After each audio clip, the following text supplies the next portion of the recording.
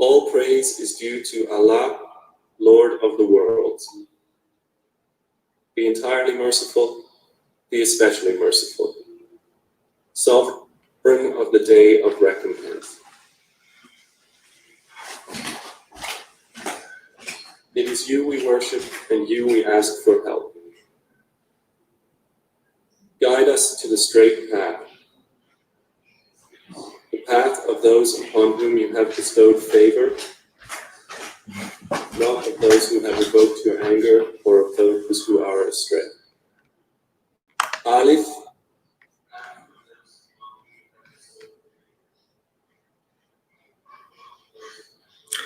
All right, welcome. We're going to give some time so people can enter before I start the lesson. All right.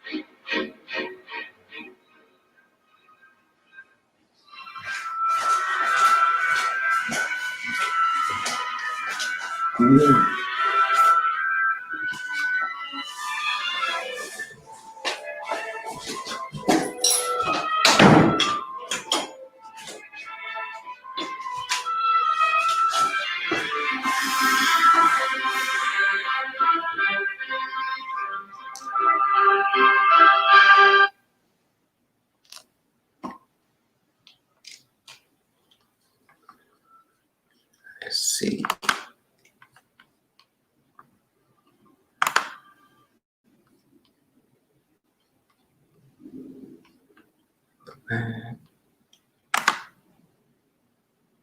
All right, welcome. Today's lesson is going to be over the Sabbath. We're going to talk about the Sabbath. We'll try to do it. I'm going to do 10 slides, and we're going to go through a thorough presentation. I could do 25, 100 slides on the Sabbath, but I had to cut it down because we don't want to be here forever. So let's go ahead and get started. And then whoever want to come in, ask questions, dialogue, discuss, come on in. All right. Here we go. Let me share my screen. Peace, everyone. Salam alaikum. Shalom to my brothers and sisters. Application window.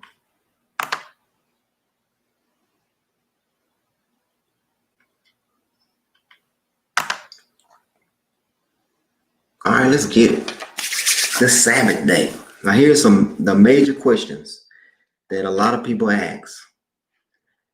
Are the Gentiles supposed to keep the Sabbath? Is the Gentiles only for Israel, or is it for the world? And we're going to address that today. We're going to address that with revealed scriptures, because the Islamic Israel, we believe in only the scriptures that came down from the Creator, only revealed scriptures, meaning an angel has to bring it down. One, angel has to bring it down. Two, the Creator of the heavens and the earth has to come to a prophet directly, or it has to be by inspiration from the Creator. Now, everything comes from the Creator. Even false prophets. The Most High sent down a lion spirit on a false prophet. That spirit came from the Creator. But the difference between certain revelations is some prophets come in truth and some prophets come in falsehood. All right. So Jezebel had a bunch of prophets, and in the book of Enoch, the Most High sent 70 shepherds to mislead the children of Israel. And they came from the Creator. They were sent down by the Creator, but they were sent down in falsehood. It says that Gabriel came down with the book in truth. All right. So a lot of preachers, if they say, I was sent from God, I was sent from God, it's true. They were sent from God, but were they sent from God in truth, or were they sent from God in falsehood? All right. So I just want to make that point. Sabbath day, let's go. Let's see.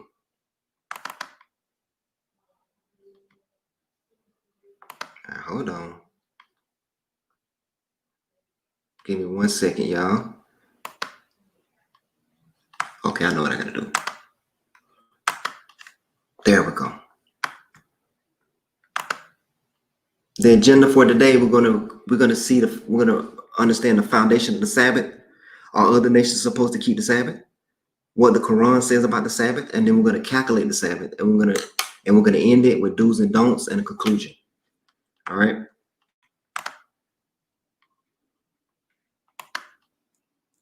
All right, foundation of the Sabbath. We're using the book of Jubilee, chapter 2, verse 17. And he gave us a great sign, the Sabbath day, that we should work 6 days, but keep Sabbath on the 7th day from all work. And all the angels of the presence and the angels of sanctification, these two great classes, he hath bidden us to keep the Sabbath with him in heaven and on earth. So, but the foundation of the Sabbath did not start with the children of Israel. The foundation of the Sabbath started when the creator of the heavens and the earth created the heavens and the earth. And before the children of Israel began to keep the Sabbath, the angels, two classes of angels, kept the Sabbath. All right. The angels of presence, meaning these angels that dwell in the presence of the creator. And then we have the angels of sanctification. Then you have another class of angels that they don't sleep. All right. Then they sleep not. They're animal-like, half lion, with wings, and half lion, half cow. These angels, these type of angels, they don't sleep. They don't keep the Sabbath. All right. But there's two classifications of angels that kept the Sabbath: the angel of the presence and the angels of sanctification. All right. And so they were bidden to keep the Sabbath with the creator. So when the creator created the heavens and the earth in 6 days, on the 7th day, he told the angels, these two group of angels, to keep the Sabbath with him. All right. So now, and he said unto us, behold, I will separate unto myself a people from among all the peoples, and these shall keep the Sabbath. So at the beginning of creation, he marked off a people that he was going to sanctify, and he was going to get those people to keep the Sabbath. I will sanctify them unto myself as my people, and will bless them as I have sanctified the Sabbath day, and do sanctify unto myself. Even so will I bless them, and they shall be my people, and I will be their God. So the seed of Jacob, and you're going to see that next one. The seed of Jacob was chosen amongst all of mankind to keep this Sabbath day, just as the angels keep the Sabbath day. The seed of Jacob, when David said, ye are gods. When I say gods, the word is Elohim, but you would die like men. Elohim. All right. There's different categories of angels. There are angels that are humanoid, that are little angels. There are big angels. And the Quran says the angels are ranked. There are angels that are humanoid. They walk around like humans. All right. Let me give you an example. In the Quran, you have the women, the wide-eyed women that we're going to mate with. It says that we will marry them to those wide-eyed women in heaven. Those are humanoid. They're not jinns. Those are humanoid, angelic type beings. They are a type of angel. All right. That we will be married to. We will mix with them. Okay. And they keep the Sabbath. They are youths, the youths that will serve us. What type of creation is that? They're not jinn. They're not winged angels. They can reproduce. If we're going to marry them, then they can reproduce. They have organs, just like us. So, and I have chosen the seed of Jacob from amongst all that I have seen, and have written him down as my firstborn son. Not literally, but in a metaphoric type way, and have sanctified him unto myself forever and ever. I will teach them the Sabbath day, that they may keep the Sabbath thereon from all work. So the seed of Jacob was supposed to be taught the Sabbath. Not everybody else. Not everybody. So from the beginning of time, the seed of Jacob was carved out to keep the Lord's Sabbath with the angels. That is why the Quran says the children of Israel are preferred. He looked at the Indians. He looked at the Arabs. He looked at the Pakistanians. He looked at the Canaanites. He looked at the Russians. He looked at the Chinese. He looked at all the people and he said, no, the seed of Jacob, we're going to invite the seed of Jacob to keep the Sabbath with us, to be like unto the angels, unto the Elohims, the little ones. And thus he created therein a sign in accordance with which they should keep Sabbath with us on the seventh day. There goes that us again. Remember in the Quran, it keeps saying us. Okay. To eat and to drink. Okay. So these angels, they eat and they drink like us.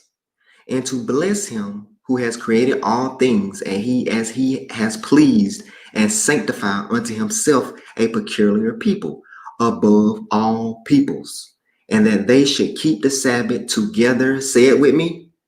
With us. There goes that us again.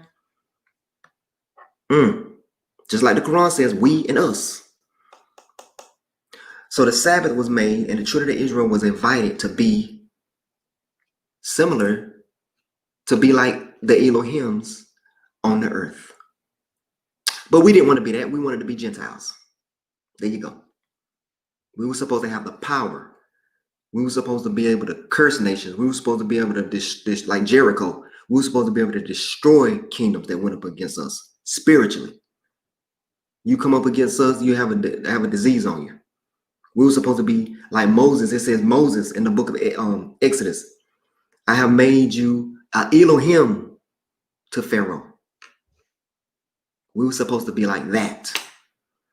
But we wanted to be like Gentiles. We wanted to date their women and eat their foods. We wanted to eat the pork. We wanted to keep the holidays. Some of y'all just got finished with Halloween. You know, some of y'all got tummy aches because of that. We wanted to be like them. We didn't want to be like the angels in heaven. The little angels, not the big ones. Are the other nations supposed to keep the Sabbath? And the creator of all things blessed it, but he did not sanctify all peoples and nations to keep the Sabbath thereon, but Israel only. Case closed. He did not choose everybody to keep the Sabbath. Now, if we have people, strangers that live amongst us, they have to keep the Sabbath. So that is the problem we have when some of these Negroes that are Sunni Muslims and they're Israelites and don't know it, and we tell them the Quran says to keep your covenant, you got to keep the Sabbath. And then, no, man, you got to keep the Sabbath. You know what I'm saying? And then they go to their email, their foreigner email, and ask the foreigner, are we supposed to keep the Sabbath? And the foreigner say, no, you're not supposed to keep the Sabbath. He's not supposed to keep the Sabbath. But your black butt's supposed to keep the Sabbath. Because you're supposed to be you're supposed to be like an Elohim. You have the potential to be in the presence of the Creator, like Adam was. You have the potential to marry amongst the wide-eyed.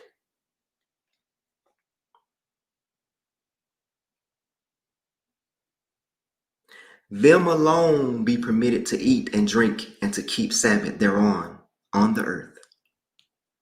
The Quran confirms, lo, your Lord Allah, who created the heavens and the earth in 6 days. The Quran confirms that the earth was created in 6 days. Then mounted he the throne. So he did it for, he created for 6 days. And on the 7th day, well, some people say he sat on the throne. Some people say he hovered over the throne. He didn't do nothing. He was on that throne. Therefore, he did stop creating on the 7th day. He stopped. The Quran confirms it.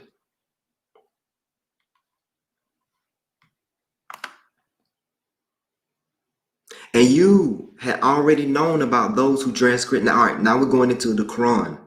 What does the Quran say about the Sabbath?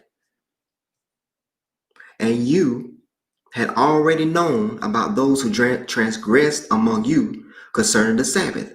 And we said to them, be apes, despised among you. So Muhammad had Israelites among him. And they were cursed for not keeping the Sabbath. O you who were given the scriptures, believe in what we have sent down, confirming that which is with you, before we obliterate faces and turn them towards their backs, or curse them as we curse the Sabbath breakers. And ever is the decree of Allah accomplished. So, for the believers that are not Israelites, this was a warning. Be careful. Don't be cursed like the Sabbath breakers got cursed. 4:154. And we raised over them the mount for their covenant. And we said to them, enter the gate bowing humbly. And we said to them, do not transgress on the Sabbath. And we took from them a solemn covenant. That's the Quran. Don't transgress the Sabbath.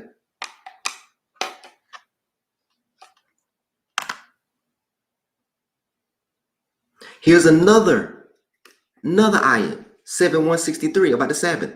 And asked them about the town that was by the sea when they transgressed in the Sabbath. Now, this was a trial that the Creator gave to them.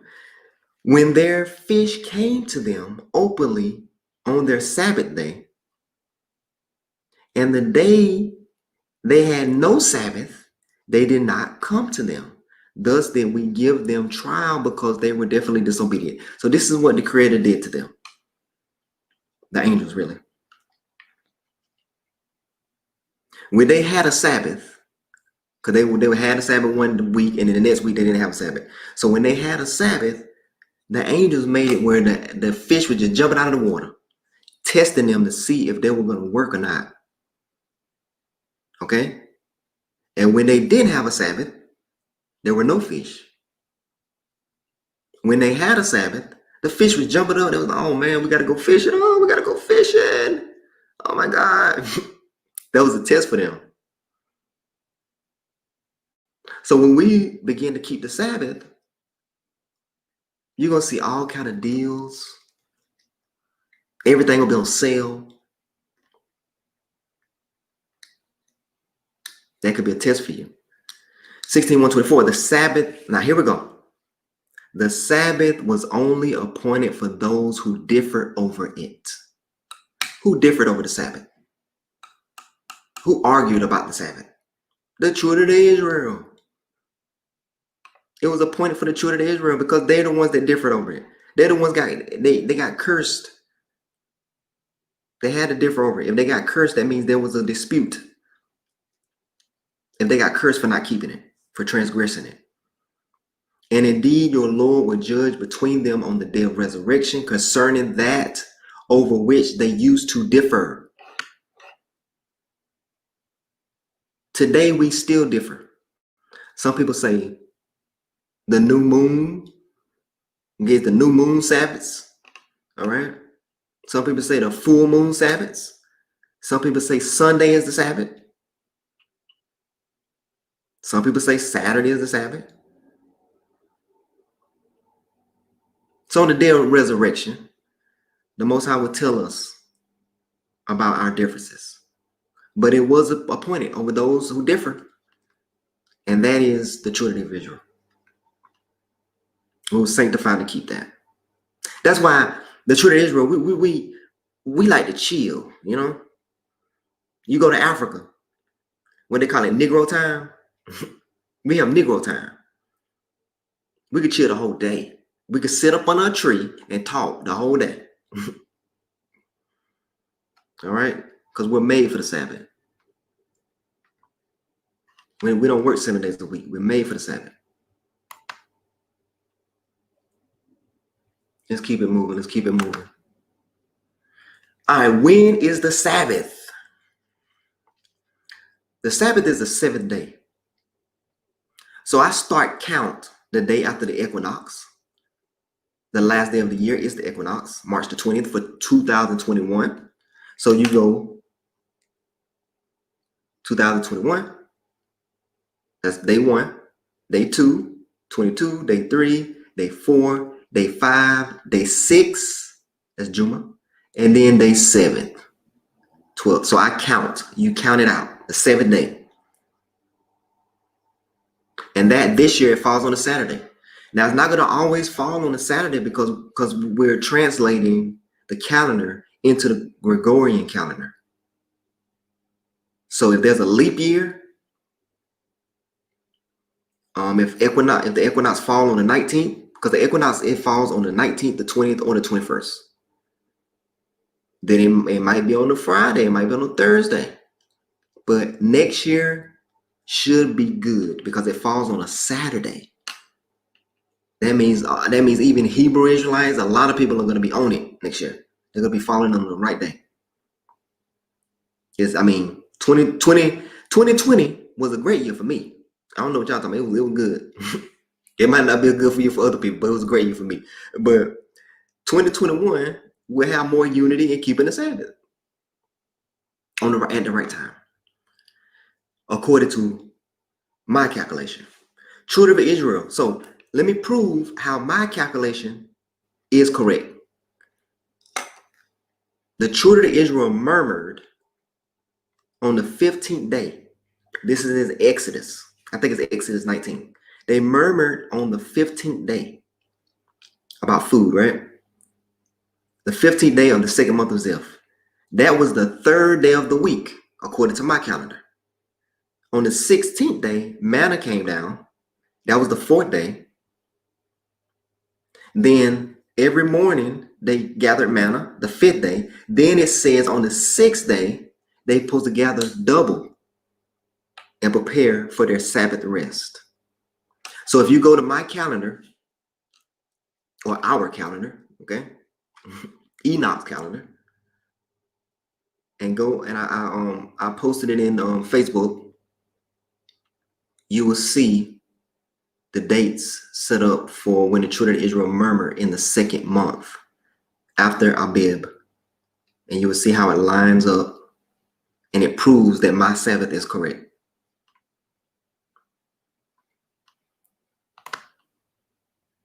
Do's and don'ts. We almost said it in. Do's and don'ts. Do not forsake it.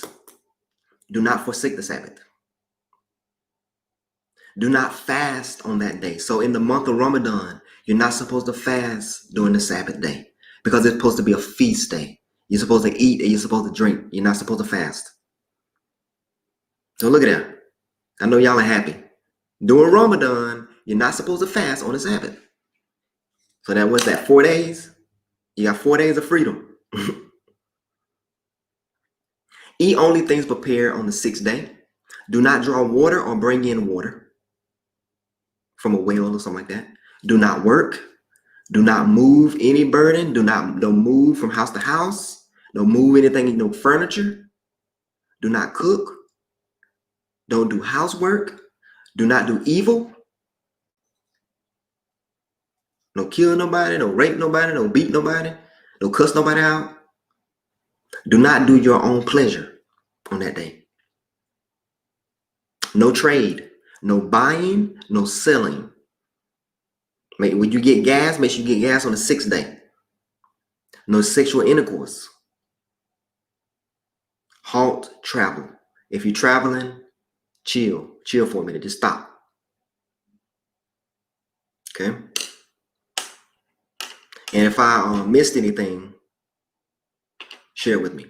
So I know a lot of y'all gonna get in trouble by going to these Jews and lighting candles. I think it said you're not supposed to light a candle on the Sabbath. Light candles and do all kind of weird stuff. No, it is very, very simple. This is what you're supposed to do. There ain't no all these weird type of rituals that the Gentiles add, and they're not even supposed to keep it. They're not sanctified to keep it.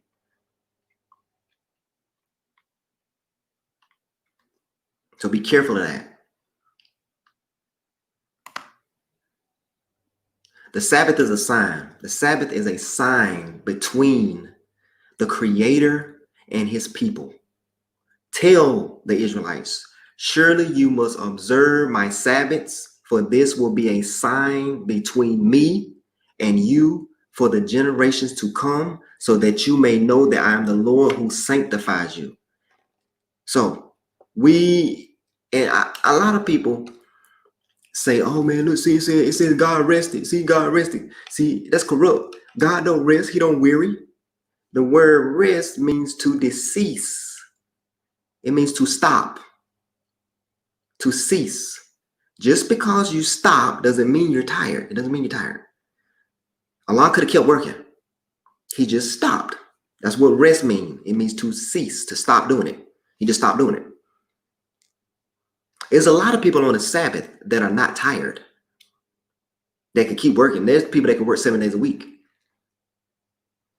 Just because you stop doesn't mean that you're weary or you're tired. So God Almighty was not tired. He didn't fall asleep or nothing like that. He got angels that don't sleep, that praise him all the time. Circumcision is a sign of Abraham's covenant. The Sabbath is a sign of Israelite covenant.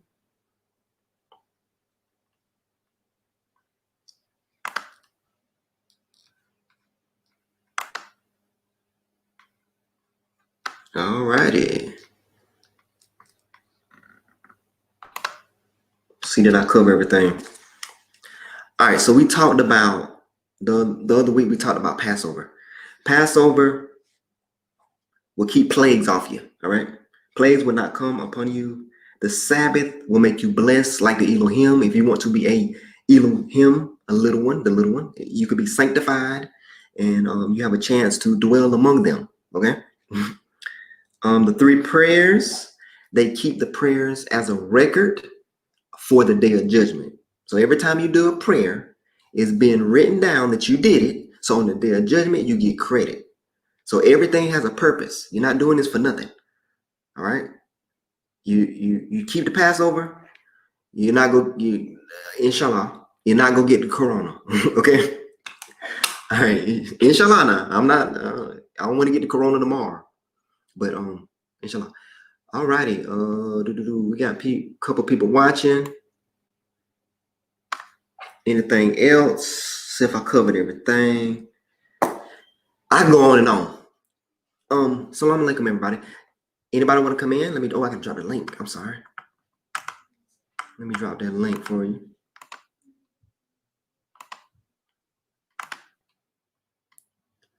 And I know a lot of people got things to do. I appreciate you coming here, supporting. We got to gather these people. We got to get the knowledge out. I appreciate you so much. And I won't keep you forever.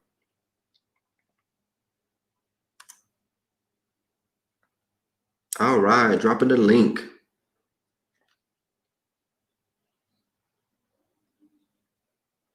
Oh, okay. I got a question. I love it. So the prayers are before dawn, noon, and evening. I have a video about those prayers, but I will explain it to you. Yes, when the sun is below the horizon and the light hits the sky, that is prayer time. And that it lasts for like about 20 minutes, around 20 minutes. So it's prayer slots. You have 20 minutes to pray. All right. When the sun rises, the prayer is over with. The evening prayer is when the sun is under the horizon and the light hit the sky. For that time the light is in the sky, it's about 20 minutes. So it's not based off rakats. That's why the Quran never said anything about rakats, because it's a time, it's prayer time. You have 20 minutes, you have a slot. All right. And the Quran talks about that. So yeah, the noon, do not pray exactly at noon, because we don't pray when the sun, we don't pray, the sun worshipers pray to the sun. Okay. We don't pray to the sun. You gotta pray when the sun is like going down in the middle, like 2 o'clock, 3 o'clock. And if you're working, that's a prayer that you can make between that time.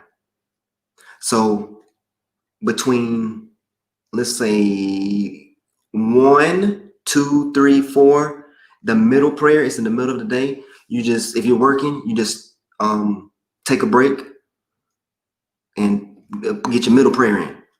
And that's the prayer times based off the Quran. Then you have the night prayer. The night prayer is an hourly prayer. Okay? That's why it talks about the 1/3, a third of the night, a half of the night, and 2/3 of the night. Hold on. Okay, yeah, I'm back. All right. It's based off time. So if I want to keep the night prayer, I'm going to stay up for a third of the night. That's about what, 3 hours? Or half of the night. You don't stay up the whole night. The Quran says not to stay up the whole night. But you stay up half of the night and you pray for that whole time. If you do 10 nights, there's an oath in doing 10 nights in a row. I think I did 4 nights in a row, and then my alarm didn't go off. So I never made my 10 nights. It's hard to do. You gotta be, it's extremely hard to do 10 straight nights. So that's when it talks about in the Quran, the even and the odd, the 1/3, the 2/3, 1/3, 2/3, and then 1/2, the even and the odd. 1, 2, 2, 3. 3, 4, the even and the odd. So those nightly prayers are hourly prayers. They're not just like 2 little rakats. You got to stay up for hours, and that's how you get close to Allah. David did that. Muhammad did it. That's how you get stuff done. That's how you win wars. All right. All right. We got people coming in. I hope that answered your question. Get these people in here. Salam alaikum. Come in peace. Come in peace. Alaikum salam. What's going on? Nothing much. Salam alaikum. Drop the link. Anybody want to come in? Come on in. You doing all right, Kareem? I'm chilling. I got some house guests today, so they banished me. I'm in the basement. You know what I mean? Oh, it's all good, man. It's all good. you see what I got, man. Look at my place, man. I see you back there. I'm living large, man. Salam alaikum, brother. Wa alaikum assalam, Aki. How's it going? How's it going? You like my crib? Man, that look funny. Are you making requests? Yeah, hold on. Are you making requests or reading scriptures, Quran as well, doing prayers? Yeah, you doing all of that, man. Yes, you make requests, you're reciting Quran, all that. Yes. It's your salat, it's your prayer. All right. All right, hold on, y'all. All right. All right, let's see. I had a question for y'all, man. I totally forgot. I had a question. I forgot it. I'm sorry. All right, so what's up? What's the deal? Man, wrong, right? What's up? I stepped off for a second. I had to put my daughter to sleep, so I don't know if you covered this or not. But did you go into pretty much how the Sabbath day or like I said, I don't know what you covered or what you did not cover. So really, you're supposed to, at the 6 days of work, you're supposed to rest on the seventh day. But is that just general? Is that just okay? I work 6 days, I'm gonna rest on the seventh day, wherever I'm at, whatever is going on, or do you have to be in line with what the correct day is? Did you talk about that? Yes, you have to be in line with what the correct day is. The equinox is the last day of the year according to the Book of Enoch. It has to be in line. 1, 2, 3, 4, 5, 6, 7. It has to be in line. Yes. And so I did catch the part where you were talking about so, and the reason for that, you talked about that this day is a sanctified day, that special things are taking place in other realms of the heavens or whatever. Go ahead. So you was going to say something about that? Yeah, we talked about it says that the angels kept the Sabbath. And people don't understand that there's different kinds of angels, man. There's angels that are human, that are humanoid before us. They're human. Not human, but we're not the first people to have the 2 eyes. We're not the first people to have 2 legs. We're not original like that. We were created in the image and the likeness of the Elohim. We were created to look like something else. We're not original. Okay, so yeah, go to that point. This was the other question I had. So when you said that observing these certain things, right, you could become a little Elohim, right? So, and I know it's a lot of different controversy because the NOI push a theme of coming into, I guess, becoming like a god, right? Now, clearly, I'd say we don't worship. We worship one God. Yeah. Created the heavens and the earth. We don't practice no shirk. None of these. Okay, yeah, all right. But so what does that mean when it's talking about a little Elohim or a little? What does that mean? What do you mean by that? In the Quran, it says that it broke us up into groups, and it says that some of us will be amongst the people that's nearest to Allah.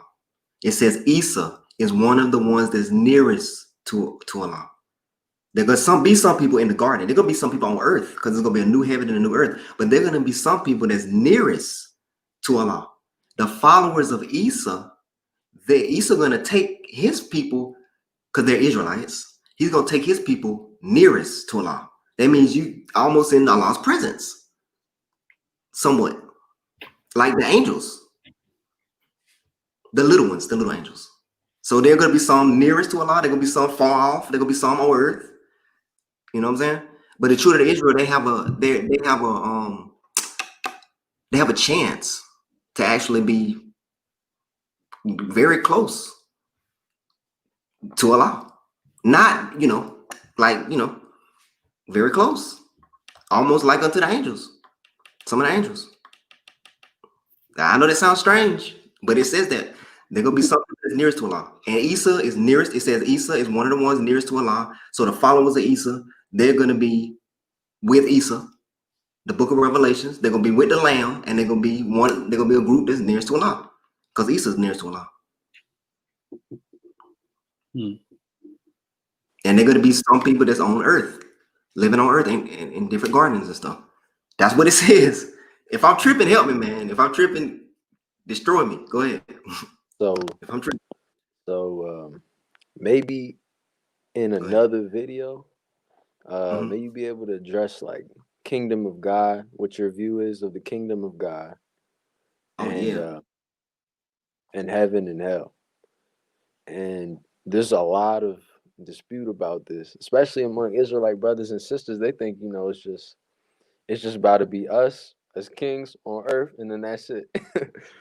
And no life, no death. They're taking on the Gentile view, actually, of heaven and hell, because there is a Gentile Jewish, view on hell and heaven. They don't believe in a hell. They just believe in punishment, and then that they were exiled and something like that.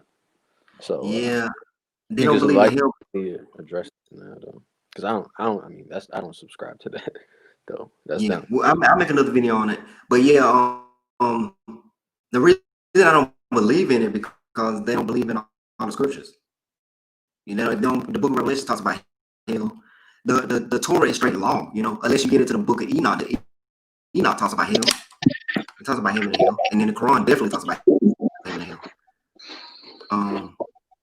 But yeah, hold on. We got brothers coming in. What we got? Salam alaikum, David, or peace, shalom. It means the same thing. You know, it's just different language. Shalom alaikum, salam alaikum. What's going on, man? Peace, man. Yeah, I know you got some. I know you got some orthodox. You got some for us. I know you got some. Oh man, I came in late. I got to catch up on the demonstration and whatnot. So, the floor is always open. It's always. So, what were you saying about Elohim right quick? Oh, I was saying that we was talking about the Sabbath, and it was saying that the Elohim they kept the Sabbath before the humans in the Book of Jubilee. That they were keeping Sabbath before the people on earth. And it said they would keep a Sabbath in heaven and they would keep a Sabbath on earth. So these Elohims were dwelling on earth at one point and they would keep a Sabbath. So that's what we were talking about. And we were talking about how the children of Israel like had a chance and still have a chance to be, you know, like unto the little lower level Elohims. That's what I was saying. Through the Sabbath, according to the scriptures. When you say lower level Elohim, like what scripture you refer to on that? Well, basically, when it talks about, you know, it talks about the wide-eyed women. You know the Arabic. What's the Arabic word? The Horim. The Horim. Mm-hmm. How they like if we analyze the Horim, they don't dwell on earth. They were created in a heavenly realm. They're not jinn. They can reproduce. We're going to marry them, right? Didn't the Quran say we're going to marry them? There's different interpretations of the Arabic on that, but yeah. Explain. Help me out. What is the different interpretation? Do you know? Some people might not even, depending on how you look at it, because again, I'll just say that they might not even be people, depending on how you look at the Arabic. They could be objects. Are we going to marry them? Or have any type of sexual relationship with them? I'm at this juncture. I'm going to say Allahu A'lam. I'm going over different translations and coming to a clear understanding. I'm not at one yet. Okay, perfect. It's all good. That's good. So, according to my understanding right now, yes, we're going to be married to them. We will have sexual relations with them, and to do that, they have to be somewhat like us. We have to be transformed into being like them. Okay, so whether they're beings or not, right? Like, so what I'm trying to understand is like, so where are you going in the Quran to understand them as little Elohim? Well, the biggest understanding is the Book of Jubilee. The Book of Jubilee talks about us being like them and keeping the Sabbath and dwelling among them. And even with Isa,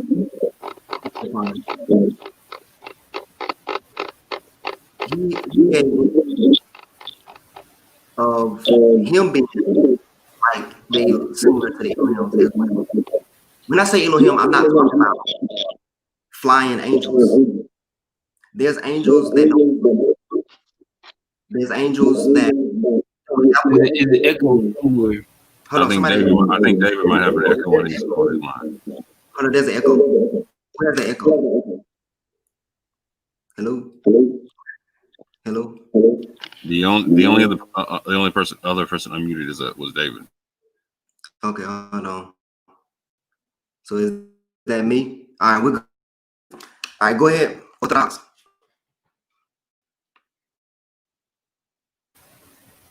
Yeah. So what's your take when when Isa and David say or speak on the concept of ye are Elohim and children of the Most High? That's where I'm going. That's that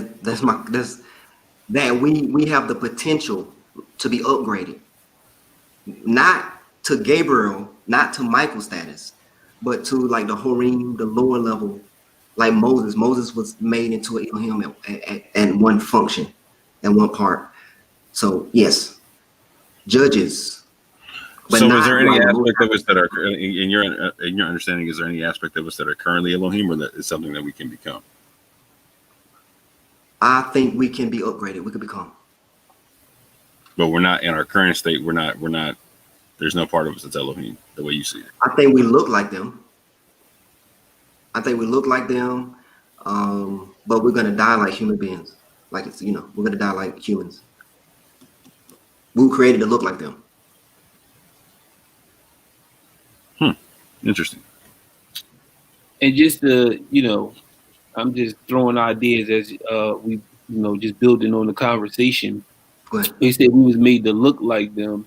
I mean, maybe wouldn't that explain to say the angels trying to have sex with women? If it would be an attraction if we looked alike. Now those were the sons of the Elohim. Sons of Elohim. Right. Yeah. Yeah. They were attracted. Yeah. Well, let's see. Hold on. I think once we keep the laws, we will begin to upgrade. Okay, hold on.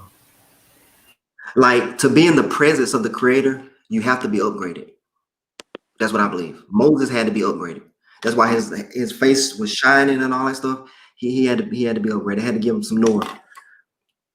All right, this is a question for you. So the fallen angels of Enoch, which people have all different types of views about them, but Quranically, I've read, because do you so Iblis, right, in the Quran? Yeah. Would you see him as one of the fallen angels of Enoch? Because scholars have identified him as Azazel of Enoch, and there's a lot about the jinn which have to be like looked at through the Hebrew and stuff. I've looked at some of the scriptures and some of the etymology of the word jinn, and it means like the one who committed the offense, the one who committed the crime. So I guess all jinn would be looked at like that. And there's a lot of different views coming about now compared to before about who the jinn would be. So what is your but the all jinn are not bad. It says some jinns, they listen to the Quran, and some jinns are going to be judged on the day of judgment. So all jinns are not bad. I think jinns are your extraterrestrials. That's what I think. Because it says, dang, I wish I could show you. Do y'all remember it says how they travel in stealth to steal a word? And then they throw a meteorite at them and then they fly off. You know about that? They go to the lowest heaven and they steal a word by stealth. I have another question then. So the Watchers in Enoch, are the Watchers the same as the fallen angels? Because there's a description of the birth of Noah, and they're like, oh, he resembles the Watchers. So what is your take? Yeah, according to Enoch, yeah. And the Watchers that was the children of the Watchers, the Nephilim, a percentage of them are still on earth. They're called demons. All right. So now you have, let me see what I'm going to pick on. You have the voodoo people or the ancestor worshipers that worship these beings that claim to be ancestors. Those beings are the Nephilim that was destroyed in the flood. All right. A percentage of them was left on earth to test men and to plague men. And they are right. they are our ancestors because the Nephilim are half human, half son of Elohim. So they are our ancestors, but they are not for us. They're demonic, and they're not for us. Okay. So the description of the Does birth that of make sense? Noah, though, I wanted to say this. Wasn't he described as having a pale skin and blonde hair? Yeah, he was an albino. And then they said he He had received red eyes like watchers. yeah, well, that's a good one. Yeah, So that means the the watchers might be Quran white. basically breaks down the jinn, right? Go ahead. The jinn are described, Iblis specifically. When God tells everyone to prostrate to Adam, the Iblis responds. He's made out of Hama min Salsalin, I think, or Hama min Hama Masnoon. One of those refers to black mud, and it refers to Adam being black skin. And that's right. That was the reason that Iblis didn't prostrate to him. And I seen that, I'm like, wow, the devil was the first. Oh yeah, yeah. We credit from black mud altered. The mud was altered. Black mud altered. But yeah, that's yeah. There's more description on the attributes of the jinn. Yeah. And honestly, I know what you get about them being unseen. Hey, I'm gonna just say it, bro. Jinn, I think the white people, I think. I know it was coming. Come on, man. You at home, man. You're at home. But that doesn't. Hey, there was Muslim jinn. There was a jinn who embraced the Quran, right? So, I mean, you went along with the extraterrestrial, but I can't look at it like that. You don't think the extraterrestrial? When you add Enoch and the Quran together with that, like, it only explains it so well. And it says they're made from the smokeless fire. And if they were made of something like clay and like made of the smokeless fire, you know, like you ever take clay and then put it in a furnace, it turns white. So I don't know, man. Now, all right, smokeless fire. What is smokeless fire? Is smokeless fire like that's just what it says in the Quran translation. I'm just saying, is it that similar? Exact Arabic word. Is it that similar to plasma? Or like the sun? You see the sun in the sky. It's like it's a fire, but it's not. There's no smoke coming from the sun, but it's a fire like plasma. You ever seen plasma? Nah. Yeah, and it's. I mean, in the Quran, it tells you that they basically threw meteorites at them, and they ran. They were trying to steal. They went to the lowest heaven in their little spaceships, and they were trying to listen. And then they threw meteorites at them, and they ran off. What I do pay attention to, like the Quran goes ahead and says, like, do not follow the ways of the shaitan. The shaitan is your open enemy, and you know anyone, descendants of Adam could be shaitan, descendants of Iblis could be shaitan. Anybody could be shaitan. But this whole thing about an unseen devil, you know, I see a lot where the Quran talks about like, do not pursue which you don't have knowledge of, and like, you know, I like to look at things with like being realistic and not refer to something supernatural taking place. Go to certain parts of Africa. I got my colleague, right? He's from Nigeria. Talk to him. He'll let you know there's unseen. Go walk through Haiti. You will know there's an unseen. People that really, really deal with the spiritual world, there's an unseen. Now, I do believe that the elite, and even not even the elite, the lower class white people have made a deal with the unseen. And the unseen has entered them, whispering to them, and is almost damn near one with them. Okay? I do believe that. You know, when they come down here, illness. Huh? You know, there's this thing though that's like, so this belief that in like jinn possession, right, and like driving out impure spirits, people really try to like make that a thing in the scriptures, but like it doesn't have a lot of place in the scriptures, and like, right. you know, exorcisms and stuff like that, it's really hard to say. Like, you have to find it in scriptures and really say that's a real thing taking place. But aside from that, like magic and stuff, you know, what people might be doing in Haiti, you know, these are actually the same detestable ways of like the ancient Canaanites. And like, there's a reason our Lord tells us not to do it, because we start to see things that aren't there. And, you know, it becomes a whole culture of superstition.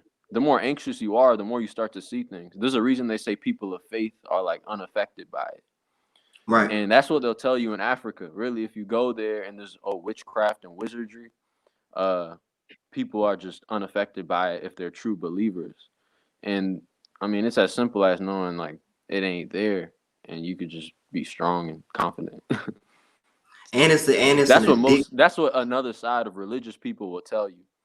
But I mean, and it's also an addiction. The more if you start doing that stuff and you start seeing stuff, you'll want more and more and more and more, and it's like a drug, and your soul will be plagued. The most I tell us not to do. The angels do certain things that we can't do because we're human. We're not prepared for that. Our soul will just become addicted. It's like a drug addict. That all that magic will be like drugs to us. It'll eat us up.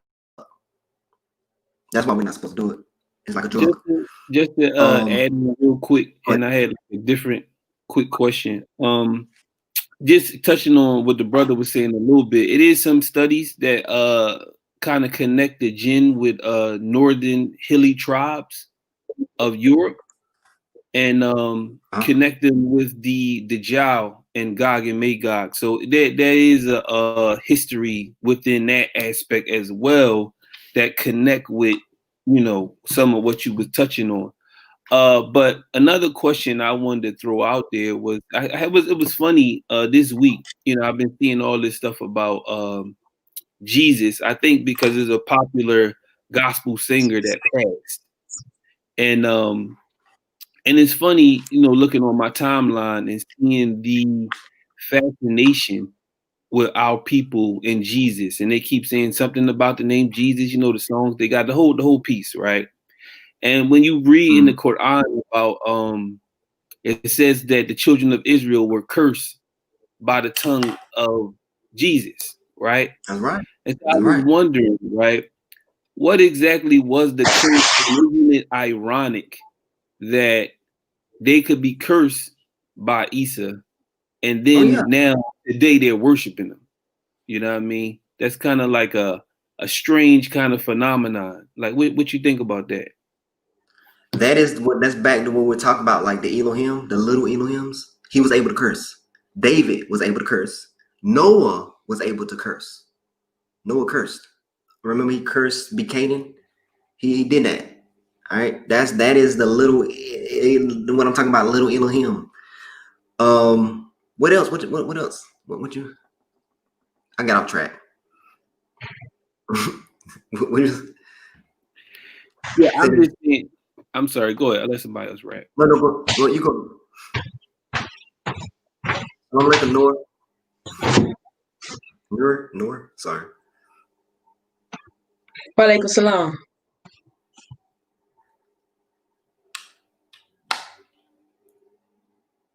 You got something to say? Or you want me to keep going? Oh, I'm sorry. Go ahead. Yeah. I mean, I do think that the Caucasian, they have made a pact. I think they made a pact with the, you know, Shaitan himself. That's why they're ruling. But, you know, some of our people have also made a pact. You know, so we got to be careful. We don't want to be fools. But yeah, I know exactly where y'all going with that. And sound good. But I mean, there is an unseen. The Quran says it, chapter 1, then there is an unseen. We can't even see the full spectrum of light. Our eyes can't even see the full spectrum of light. We can't even, I don't think we see as good as an eagle. All right, an eagle can see farther than us. We have a lot of limitations. So it is things that we cannot see, even light. And some of this stuff that we see is an illusion. The colors we see, they're not even the real colors. They're reflections. You know, I there is a propose another reflection. thing to that. No. Go ahead. Go ahead. So the You're free here. Quran, You're right? free. You're free. Go ahead. It says Solomon had control over the jinn, right?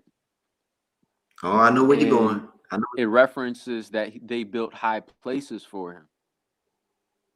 Yeah. And when you look at it with a biblical perspective, who was employed by Solomon to build things? That's Who true. were the builders for Solomon? That's They true. were Gentiles. That's very true. They were I knew where you were Gentiles. going. That's very I true. think There's I another think thing that I have Gentiles to are. I cover think too, right? Our ancestor Solomon, you know, aside from all the conspiracy Masonic doctrine, the Quran clears his name up, and it says that the Shaitan did all these things. But Right. there's a bunch of things like rumors about him being a magician and this and that and these Yeah. weird things. Yeah.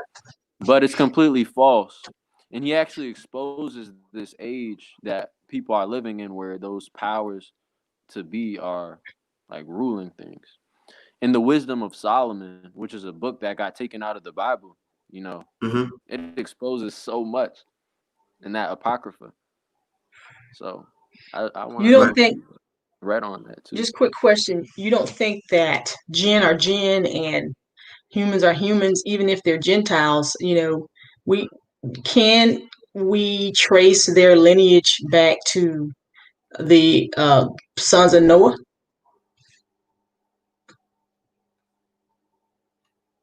That's my question. I'm just trying to figure out how.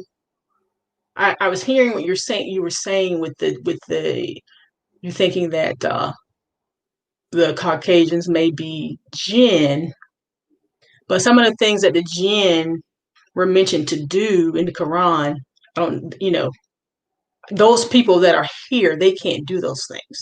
They can't go up to the first heaven to hear a word. So you don't think that those people that you're talking about are just the descendants of Canaan? It's more Yeah, that's a great. surrounded. The idea that I had was more surrounded about the idea that they say in the Quran there's a reference of people referring to jinns as the son of God, and then that people worship the jinn, and then the jinn wants you to worship them. And we all know worship has to do with conforming. And, that's just like a thing that takes place. It's almost like they're playing the role of them, even if they aren't them. So it's really Yeah, I strange. feel like they're. You I know? get where you're going. I feel like they're being inspired. Some of them are Empowered. being Yeah. inspired by the jinn. Say, for example, I don't know, that David Blaine guy, or whatever his name is, the one who can do all these different magical practices or what have you. I feel like there are people out there who are inspired by the jinn, because we do know the scriptures show us that the jinn can communicate with men. With Suleiman, peace and blessings be upon him. Um, but I don't know if they were jinn, because the jinn, like I said, they were able to do things that human beings weren't able to do. But They when can we're talking about, they can travel by stealth. Didn't the Quran say that? yeah, That's what they do. They're very stealth with everything they've done, though. If you look at, from the perspective of me making that claim that, they're the white races, they are very stealth with everything they've done. I think they may be Canaanites. Yeah, I think this. A lot of them sold their soul and stuff. I don't think they're not as bad as, I'm not, when I say bad, I'm talking about bad like The Rock. They're not as scary as they appear to be. If we keep the laws and stuff, you will see that they'll bow down. We just not been keeping the laws, and they look greater and grander than than they really are.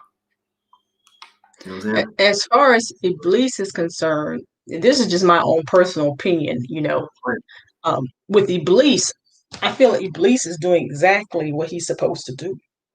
The whole concept of good and the whole concept to me of good and evil, like Iblis, like the evil is against a good, or Iblis is against the Most High, that kind of thing. I think that he's doing exactly what he's here to do. He's here to try us, Right. and he's here to go back and report how we handle the trials. Mastima, yeah. Mastima. Right. Yeah. So I mean, don't you find it interesting though that Iblis is equated with Azazel of Enoch, and then the fallen angels correlate with the Watchers, and then correct me if I'm wrong, I'm not sure. I'm just speaking off my memory of what I read. I might be wrong, but if the fallen angels are the same as the Watchers, and then Azazel is Iblis, and if Iblis swears to hate mankind because of he's made out of black mud, and you see where I'm going. But the white man is made out of black mud too, because it says in the Quran that humans were created out of black mud, altered. It was altered, so they're mud too. Yeah, their Everybody color changed. It tells us. Correct me if I'm wrong, brother Malmadh. Doesn't it tell us in Leviticus how we got the variations in color, how we came about with the skin? Because at one point everyone was dark. Everybody was black at one point, except Noah. He was dark. He was an albino. That's why it described him with the blonde hair. It wasn't that he wasn't of our lineage or our race. He was an albino. But in Leviticus, it explains how we got the variations in color. Correct? Correct. If the angels, if those fallen, I see what he's trying to say. I mean, if Noah resembles them, and then wouldn't that describe those fallen angels quite well? Yeah, but it still doesn't make the white people we see around here one of them, because it describes Gabriel and Daniel, and Gabriel look like us when he come in human form. So it still doesn't make it where, what I'm saying, we are not the Elohim. We look like them. Maybe the white people look like them.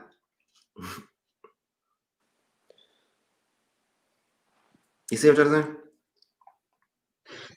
saying? When I think of Iblis, when he said that, how can I bow down to something? You created me from smoke and fire, and they were created from mud. I almost kind of look at it in a hierarchy. When you look at the angels, the angels, they have their different hierarchy, but we know they all are created from light. Correct? Yes. So they're all created from light, and they live in the heavenly realm, and they have certain things that they're able to do. The men and the jinn were created below them, but the jinn seem to have, based on what the Quran is telling us about them, their different capabilities that we don't necessarily have, like being able to travel up to the heavenly realm and things of that nature. So Iblis is trying to use reasoning and saying, how can I bow down to something who can't even do what I do? I can see, like I'm looking at myself and I'm looking at this man, he's not able to do all of these things. So how can you ask me to bow down to these things? But it's not about, many times it's not about using reasoning, it's about submitting to what the Most High tells us to do. So like if we even go back to the Sabbath, some of us would say, well, like you say, hey, I'm not tired. Why am I having to rest for the seventh day? It's not about that. It's about submitting. And it's like once you submit, then it comes together. So Yeah. that's just my take on the whole thing with the Iblis. I think all of humanity is humanity. You know, we're different tribes. I don't think that human beings are jinn. The thing is, though, like the Quran, if it refers to two different races that are on Earth, right? It uses this word basharun. It's like basharun, to refer to like all, I guess, human like species on Earth, jinn and mankind. And there's different references where it'll choose to use anas and then al jinn and then al basharun. And it's just interesting the way it goes. But another thing about the jinn is like there's a lot of hadith on it, but the Quran explanation compared to the hadith are pretty different. The Quran describes traits as in like different character traits, like the jinn wanting you to worship them. Some people do it too, some mankind. If let's say Anas was all Adamic people, which is he's described as black. That's even a way to say somebody's black in the Arabic language, is to say Adum or Adim. That could be a clear reference to the character traits of the jinn. They want you to, worship them, conform to their gods, or consider them gods. Which there's a reference in the Quran. I forgot exactly where it's like someone calling the jinns the sons of God. Well, human beings are also called. I mean, not human beings, but the Israelites and some of the prophets were called that as well. At different points in the scripture. I mean, I just use that to refer to how like Jesus has been depicted white, and like even that in itself has been a way that like Gentiles have wanted people to conform to them using that image. When that image really had nothing to do with Jesus, but it was really just like a stamp on everyone needing to to worship them. But he also has been depicted as black. And we're not supposed to worship him as black either. Right, but I get it. Worship. Go ahead, Nora. But the difference between the people depicting him as black and the other way around, I mean, if that was actually his ethnicity, then there's nothing wrong with depicting him as black. It is if we worship it. But the people who depicted him as black didn't say he was God. But the Europeans who depicted him as white actually did. Some do say he's God. Some do that. The Hebrew Israelites, some of the Christian Hebrew Israelites do worship him. Yeah, now, because they're like stuck in. I mean, there's old drawings of Jesus throughout Africa, and I'd use like even Ethiopia as a reference, right? But like those Orthodox peoples never they never referred to Jesus as God. They did refer to him as a son of God, but never God. So it's an interesting theme among the Gentiles to do that, which is like a prophesied nature of them to want you to worship them, conform to the heathens' ways. Yeah, well, historically, if you just look at how like when they had kingdoms, the king was all was considered in godlike. In many of the lower levels, worship the king. So that's just kind of how, like when we say that there's different ways that different tribes move and different tribes see the world and how they interact with the world. That's just in my opinion, that's just how they move. That's just how they interact. For whatever reason, they have to take everything and turn it into some form of idol worship, some form of just taking simple things and making it worship. Like, I'm going to worship this human. I'm going to worship this rock. I'm going to worship this, I'm going to take this holiday and turn it into something different than it is. And I think they did the same thing with Isa, peace be upon him. They did it with Buddha. Yeah, that's just kind of how they do.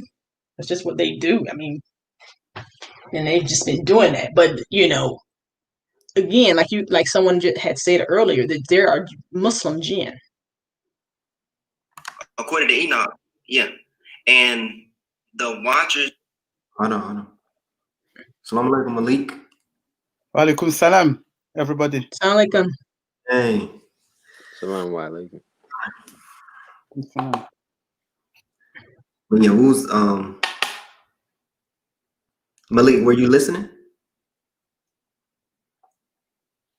Oh, I can't. Your sound is off. Hold on, let me see. I'm on. He's muted. Oh, sorry. Yeah. I was listening. Just I have not listened for the 10 minutes. So what you think? Do you think the jinn are white people? Sorry. Malik, Yeah. do you think jinns are white people or jinns are unseen? I guess the jinns are unseen because they are in the invisible part, and they are living in an invisible realm, right? So white people, and I don't know really where white people come from, so I have no idea. But I think white people are from the seed of Satan. Oh. Yeah. That's even worse.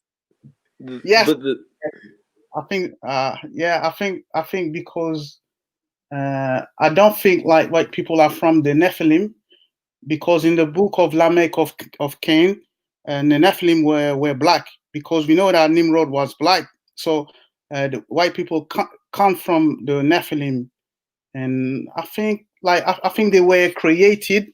You know, in ancient Egypt, they said that white people are called Tamahu. Tamahu means the created people. Tamahu means the created people. Back in the 60s,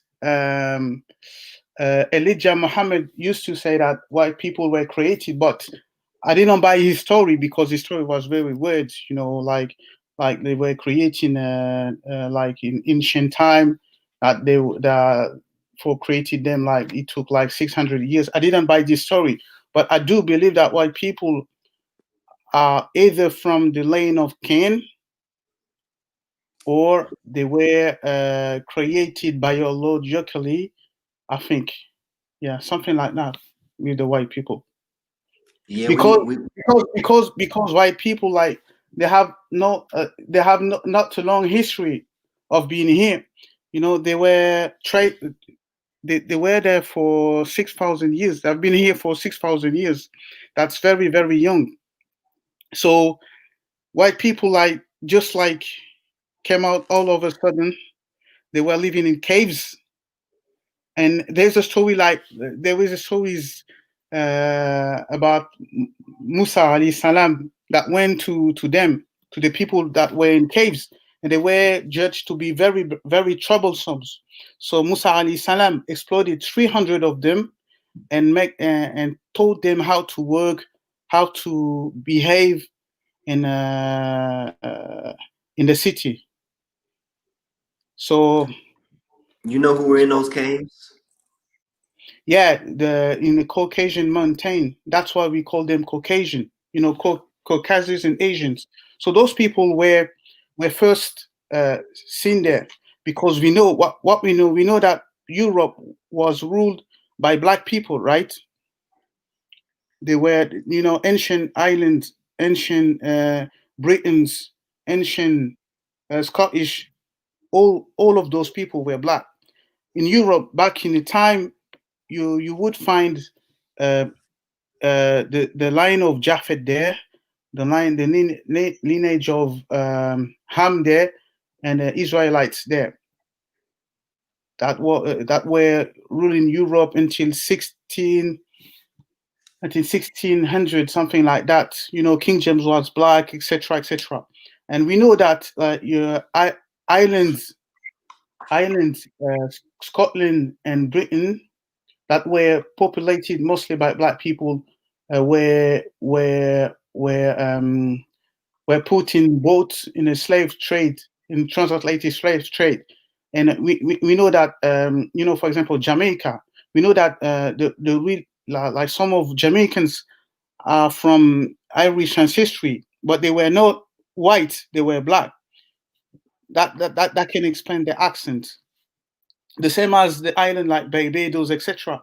They were like Israelites from those islands there. If you look at the book of it's not a book, it's an essay of Benjamin Franklin, 1751, I guess. in his essay, you can Google it. You can Google it. He says that like in Europe at those time when he was writing his essays, the white people were only located in Germany and England, and he says that the people in France, people in Italy, people in Netherlands, people in Spain, etc., all over Europe were mostly swarthy. If you look at Google, swarthy means black. So it says swarthy, tawny complexion, etc., and that there were only a minority of white people. So I do not understand how they became huge in those areas, but there were something that had been done to get away with those black people. If you look at history, if you look at if you look at the Black Death in 1347, have you heard about that? The Black Death, right? Yeah. Black Death, to me, the way it was explained, this disease killed like 200, like between 100 and 200 million people all across Europe, right? I mean that this is what designed to kill, Black Death, Black Death. They used to call it Black Death or Black. How do I forgot the other name they used to call it, but I guess that this was designed to kill mostly black people. So, but I found a verse to explain what I was talking about with the leprosy and how our skins changed white. Let me share my screen. Do you want to get into that, or you want that to be a whole nother lesson? You can go ahead and get into that. I just want to share that. I just want to clear it up. I just want to clear it up about humanity. But we're human beings. We're not. Let me just show this real quick. And then we'll also do another session. Okay, let me just share this real quick. And all that. See my screen? Hold on. All right, we see a screen. Okay. Yeah. You see that? Okay, so here this number. Can you make it bigger? See that? Oh, it's not big enough. Wait, me. Okay, it's too. Okay. Oh, it's not the entire screen. We'll still know. I mean, I don't know what you're talking about, and I think they'll know what you're talking about. Okay, so if everyone have their app out, your Bible app or online your online app, I'm at Numbers chapter 12 verse 10. I'm gonna read. I'll read. This is the NIV version. It says, when the cloud lifted from above the tent, Miriam's skin was leprous. It became as white as snow. Aaron turned toward her and saw that she had a defiling skin disease. Now, to give some background on what Miriam had did before she became leprous and her skin became white as snow. See, leprosy doesn't exist anymore, but leprosy did exist back during those times. To give some background, Miriam became a little upset with Musa, peace be upon him, because Musa, peace be upon him, had married a woman who was very, very, very dark, and she made a comment about it. Now, shortly after that, she got this leprosy. And so now when you go into some other verses in Leviticus, and I think Brother Kentron is going to talk about that a little later, but if you go into some verses in Leviticus, the leprosy took on entire tribes. Entire tribes caught this leprosy, and the leprosy changed. And some people, the leprosy changed their skin white. Some people, the leprosy changed their skin white and their hair blonde. Right. I think in some people, it even changed their eye color. Yep. And it was an old. But yes. But are you aware in the Quran? Do you know about Dhul Qarnayn? Yes. Yeah, Closing in the up Gog Quran, and it Magog. says, about Gog and Magog, right? Yes. And in the Quran, yeah, they said, I don't remember which verse it is, but it says that though It's a Canaan 18. I got it. met a people to which no cover was given to them. Right. And those people were not understanding any language. Those people were not understanding any language, and those people were very troublesome. And he made a barrier, and those people were, the people that were there asked Vulcanain to make a barrier between us and them, right? And in the Quran, it says that those people have no cover. So when he says that those people have no cover, that means that those people, you know what the cover means in this verse. It means have a, like, black melanated people have a cover, right, against the sun, right? And those people have no cover. So it doesn't talk about leprosy. It means that those people are not protected from the sun. So from that verse, we can easily guess that those people were white. Right. So go ahead. How the skin color had to be taken away? Every Adam was black. Adam had children. Yeah, but hold on. He says, and those people, he didn't say, like, the verse didn't say, we took away the cover from those people. The verse explicitly says we have given no cover to those people. That means those people were originally white. So your hypothesis about leprosy and people like that called leprosy became white doesn't add up, And even it doesn't add up. If you're saying it doesn't add up, then we're saying that the Leviticus and his numbers isn't adding up. And what I'm saying is, let me just say this. We don't even know the time for once the leprosy sets in, it has changed your whole makeup. It has changed you. DNA. Okay, so when you have children, your children will be born without melanin. Your children will be born with blonde hair and blue eyes and so on and so forth. Okay. Yeah. So no one is disputing. How do you explain? Sorry, go ahead.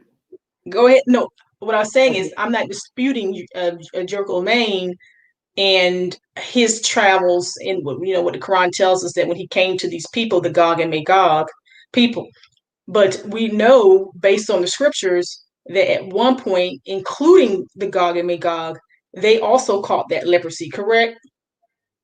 Am I correct, Brother Kentron? It was a worldwide, it was an old leprosy. It don't even exist anymore. And it was go ahead. It was contagious by touch. That's how it went through all like tribes, the whole tribe. The whole tribe could have been black, and then the whole tribe turned white. All right, it was a leprosy. It describes the hair, it describes the eyes, and if you calculate the time, it goes back around Canaanites. That's like 6,000 years, 7,000 years. Goes with the blue eyes.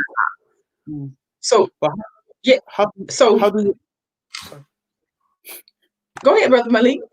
Yeah. How do you explain facial features? Because let's say leprosy did that, but how do you? Let me answer. Can I answer? Yes. You have the same facial features as well. Right. Let me answer. I want to answer. Please, let me answer this. Please, let me get this. Okay. Canaan, the Canaanites. Canaan came from Ham, correct?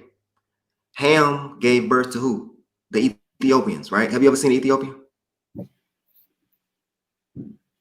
You know how Ethiopians look? Yes. You know how? What about Somalians? Hey, how do Somalians look? Ham gave birth to Ethiopians as Ethiopia was a term to refer to all of Africa. Ethiopia was never really called Ethiopia until like much later. Well, let's talk about Put. Ethiopia just means listen. Let me say this. Let's talk about Put. Let's talk about Somalians. Their facial features. All Africans don't have the same facial features. The Somalians, the Ethiopians, If you take away their skin color, what do you have? So the Canaanites came from a people that look like Ethiopians, that look like Somalians. They came from those type of people. That's what. And the Amorites, they're called cave dwellers. If you look at the word Amorite, you look up the word Canaanites. They dwell in the caves in the same area as the Caucasian mountains and stuff like that. When Moses went in, it's the same story. And they got leprosy. You cannot change DNA. You could change DNA based on viruses. You could give somebody a virus and change their DNA.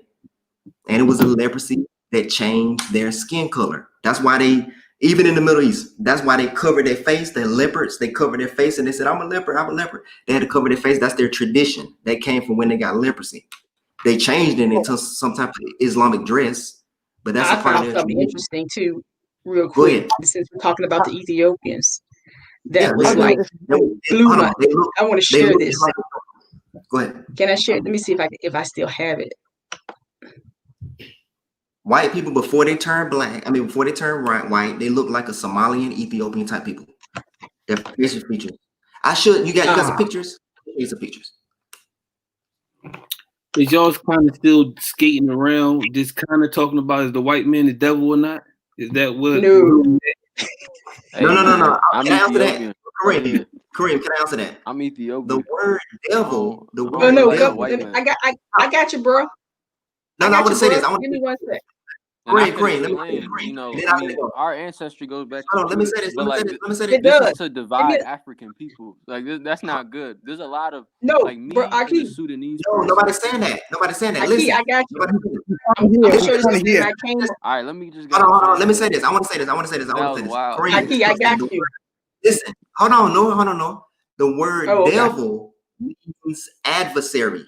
Yes, they are adversaries. Yes, they're in our way. Everything we do, they try to stop it. The word devil means an adversary, somebody that's against you. Yeah, they're against us. Adversary. Go ahead, Noah. You got it. So I came across this verse in Amos, chapter 9.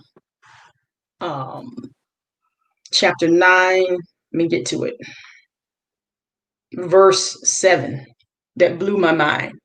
You know, we're always using like Deuteronomy, thinking Leviticus, not Leviticus, but definitely Deuteronomy to prove who the children of Israel are. But then I came on this verse, Amos chapter 9, verse 7. It says, Are ye not as children of the are ye not as children of the Ethiopians unto me? O children of Israel, saith the Lord. And See, Ethiopia is a term that means burnt faces and refers to all of Africa. right. In the 1600s, So the Europeans used that to refer to us. right. But the So country of what Ethiopia had nothing to do with the word Ethiopia and Ethiopian until you know Europeans couldn't conquer. I tried to send maps into the chat so y'all could see, but you know there were places in southern Africa called Ethiopia, and that's because it was still unconquered, while places in western Africa were already conquered. And you know right. the name of Ethiopia, you know the one country that didn't get conquered just got left with that name. And they preserved a lot of their history to show that you know there's African peoples descended from Judah and descended from Israelites. So like African people, you know, black people or any people that are of black descent, we could be of all ranges of colors. We could be light skinned, we could be dark skinned, we could have different features. In my own family, I could have somebody who has a wide nose versus somebody who has a straighter nose. I could have somebody who has curly hair and somebody my own brother got nappy hair. His hair is so nappy, but mine is a little bit softer. But you know, it just there's like I'm a little light skinned. Two of my grandparents are dark skinned. It's just a type of thing that's in Adamic Yeah. peoples. But Right. But yeah. the word Ethiopian that they've translated in the Bible usually says Cush. Yeah. Cush. Yeah. And the kingdom of So Cush, they say often was they say it's probably in Sudan. So right. But what that said to me was this: there's no question about who the children of Israel are, because the bottom line is the Israelites you can put an Israelite and you can put a so-called Ethiopian or so-called Cush or whatever you want to call them.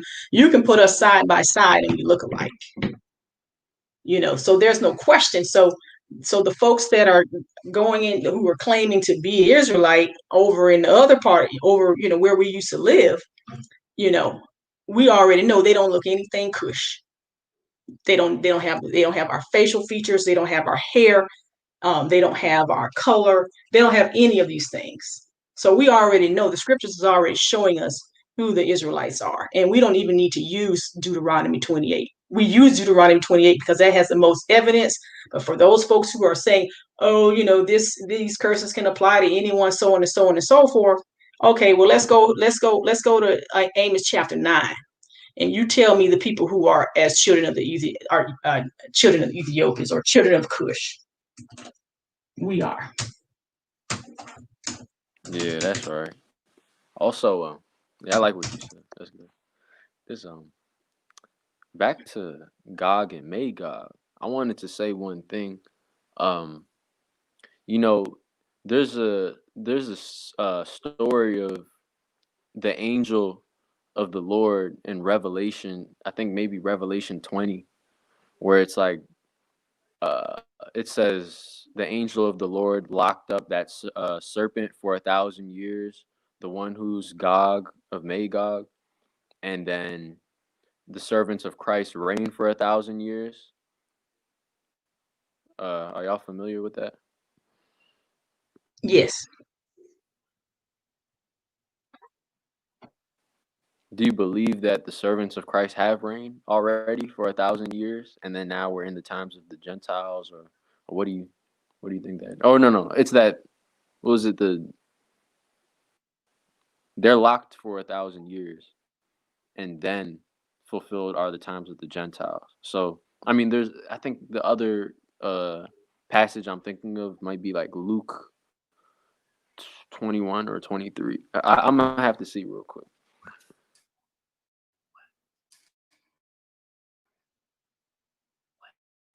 Does anyone familiar with that and have anything to say about that?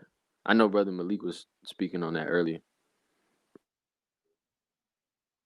Can you repeat, please? Because when you were talking, it was like you were being cut off, so I couldn't hear properly what you said.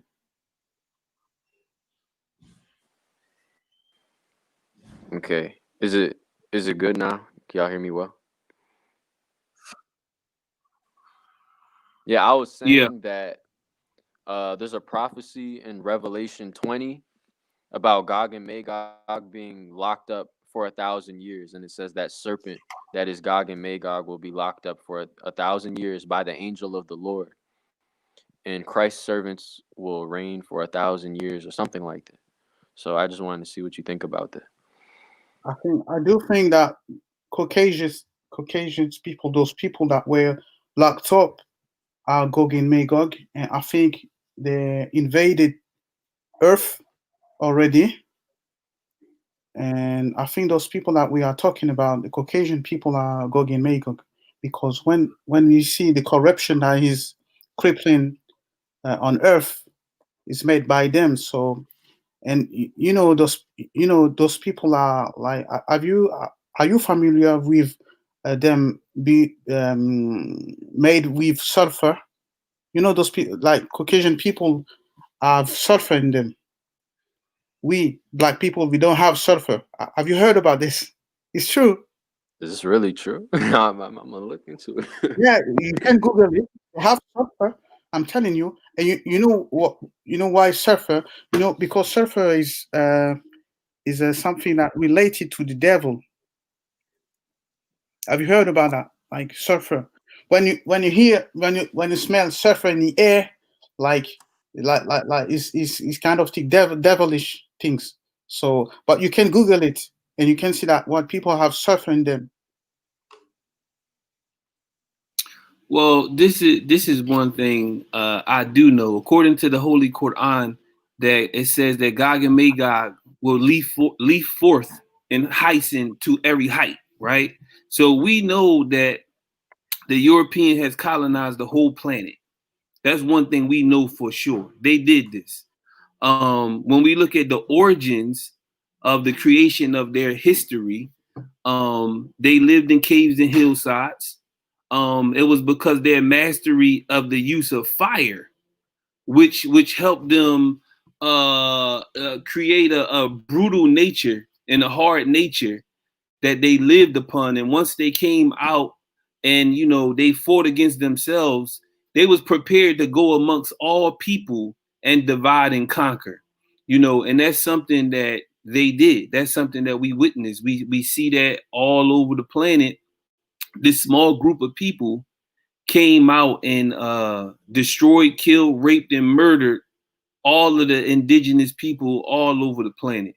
So that's just something that's just a fact. You know what I mean? So we know that from history. I don't know if any of you guys are boxing fans, but it's just like, and it's just a funny thing. I just want to throw this out there real quick. They got this little white guy, right? They propped him up. He already lost and stuff like that, but they still propping up this great white hope because they control the media, they control the outlets. They put the guy up there like he's really good. They trying to say, oh, he's better than Mayweather, he's better than Ali, all this bullshit, right? But the bull got his ass whooped not too long ago too, right? So now he got 2 losses. He only got 14 wins. They can't prop him up no more. Then they got Wilder, right? Now he's not the best boxer, but he got a superior power, right? The white boy, Fury, cheated. Clearly, if anybody watch boxing, they know anything about boxing, the dude cheated. They cheated to win, right? And the media is silent about it, even though they know that he cheated too. But I'm just using that as an example of how they deal with us. They deal with us a certain kind of way. They deal with us in trickery. And because they control the narrative, they control the way people think. That's devilish behavior. You know what I'm saying? And not to say that our people don't participate in you know, being vile or crooked, because clearly that's why we in the condition that we are in as the children of Israel, not being righteous people, not following what we were supposed to follow from the Most High. So he let these people do what they do to us. You know what I'm saying? So there's no doubt about that. But I think that our strength is in reconnecting the scriptures of the Most High and, you know, trying our best to be righteous. You know what I mean? I think then everything that they do will not be successful against us. Inshallah. Inshallah. But I'm gonna tell you something. I think that the Canaanites, you know, they had power for reason why they had power, but that's Juju Mejuj, and the Quran shows us that that's Juju Mejuj or Gog and Magog. Gog and Magog is no joke. And honestly, I don't think it's the Canaanites. I think it's somebody else. I don't think it's the so-called white folks. I think it's China, the Asians. That's just my opinion. I don't think it's the Canaanites. I think it's all of them, but you know, I think it's I both. think it's all of them. Yeah, I think it's all of them. The reason why I think it may be China is because of the Zerkelmain, and it showed how he traveled, and he traveled. Didn't say that he traveled. I need to find ayat, but he traveled to a land where the sun looked murky. Yeah, I'm Let me find the ayat. I'll get back out. Let me find the ayat. I'll get back to you all. But I don't think Juju Mejuj are the Canaanites, because the Canaanites are already in power and control. I think that there's going to be another group that's going to go in, especially if the scriptures, we know the scriptures are going to fulfill itself. We know that there's going to be a remnant of Israelites that are going to come in, going to start following these laws. Once we start following these laws, and we're getting where we need to be, that's gonna cause the Canaanites to lose their power. But we know that there's going to be another group that's going to come up, the Juju Mejuj. Now, let me ask you a question. Who's in Africa right now, colonizing and taking over Africa, buying up everything they can buy up. Who's over there now? It's not really the Canaanites anymore. Who is it?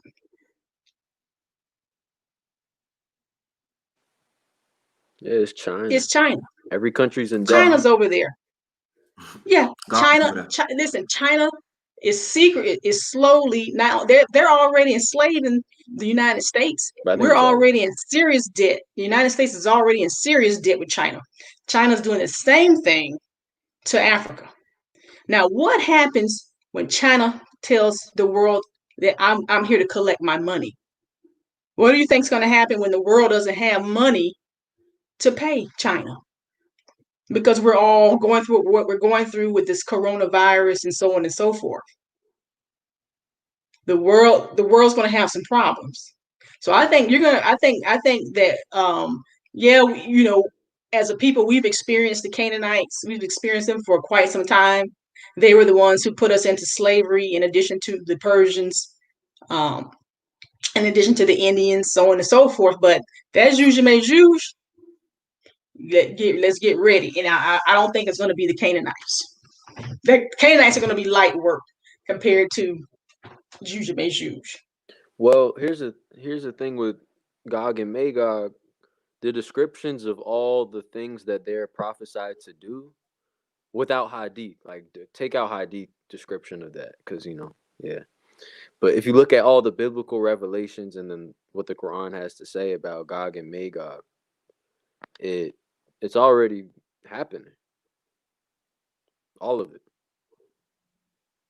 Give me an example. And I found this interesting in Luke 21 and let's say like 24. I just took out my Bible to see, but I can't really put it on the camera. It talks about the end times and like when you see Jerusalem and its desolation, and eventually says they will fall by the sword and will be taken as prisoners to all the nations. Jerusalem will be trampled on by the Gentiles until the times of the Gentiles are fulfilled. And there will be signs in the sun, moon, and stars on the earth. Nations will be in anguish and perplexity at the roaring and tossing of the sea. People will faint from terror, apprehensive of what is coming on the world, for the heavenly bodies will be shaken. And from there on, it just goes to talk about the anxieties of life. People will suffer, and drunkenness, and a lot of stuff that seems to be happening. People suffering from fear. No righteousness on earth. They've populated the earth at a fast pace, which it seems to be so. Everything prophesied about them, I'd say that they're all the pale races. Let's pause for one quick. Yeah, because you just said something in that scripture. You said that they're going to populate. You said they're going to populate the earth in, would you say, vast numbers? That's something that I've heard outside. I don't know if that's a biblical thing. Okay, because I want to say if this. Okay, no. And so that's not scripture. I was reading from Luke, and then I just started talking on my okay, you were reading from Luke. Okay, but Luke didn't say that they would populate the earth in vast numbers. No, it didn't say that. No, not in Luke. Okay, but the Quran tells us that this race of people I need to find that ayah. That they will be like a swarm, right? They will it's like in swarm. Surah Al-Kahf, the 18th surah of the Quran. So you might be able 18th to find surah. Let me go there. Let me. I have it outlined. Okay. What's the ayat? What's the verse?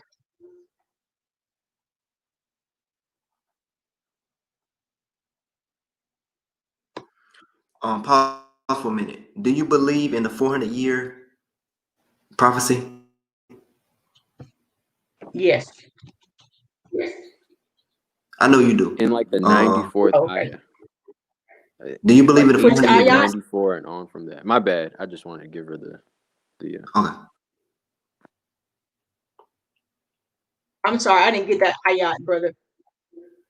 So it's the 18th surah and the 94th ayah, 18 and 94, and then like it's just like a long passage till the end of the whole surah. It's pretty much the end of this one.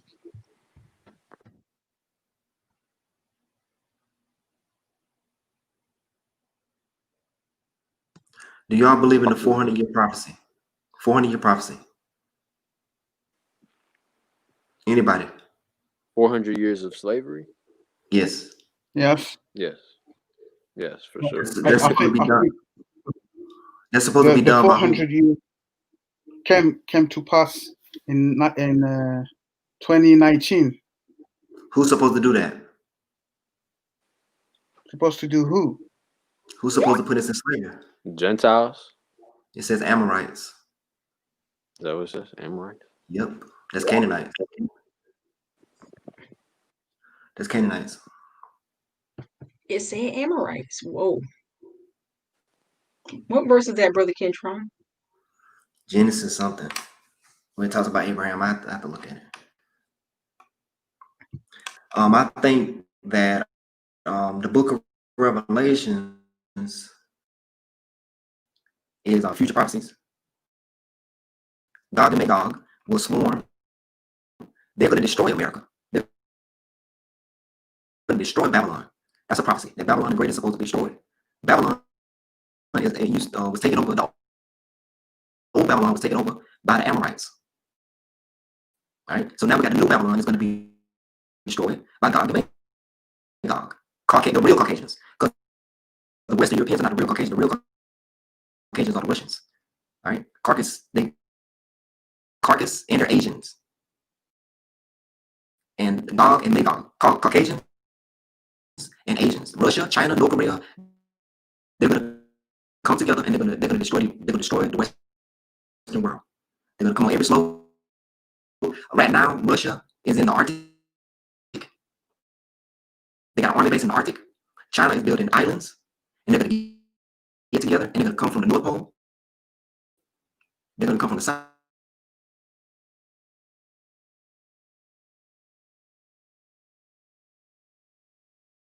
Pole.